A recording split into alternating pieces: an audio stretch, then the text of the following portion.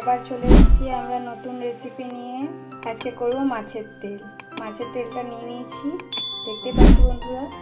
এবারে ভালো করে ধুয়ে নেব। ভালো করে ধুয়ে নুন হলুদ দিয়ে নিয়েছি। এবারে ভালো করে মাখিয়ে নিচ্ছি।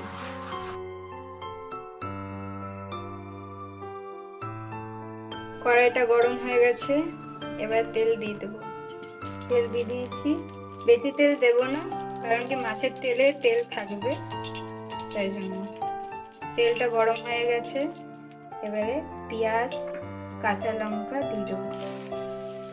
5 মিনিট খুব ভালো করে ভেজে নেব। দেখতে পাচ্ছ বন্ধুরা, ভাজা হয়ে গেছে, বেশি ভাজিনি। এবারে মাছের তেল দিয়ে দেবো। দিয়ে দিয়েছি, এবার খুব ভালো করে নেড়ে নেবো। হয়ে এসছে, এবারে নামিয়ে নেব। নামিয়ে নিয়েছি। এই রেসিপিটা ভালো লেগে থাকলে লাইক কমেন্ট শেয়ার সাবস্ক্রাইব করে দেবেন। ধন্যবাদ।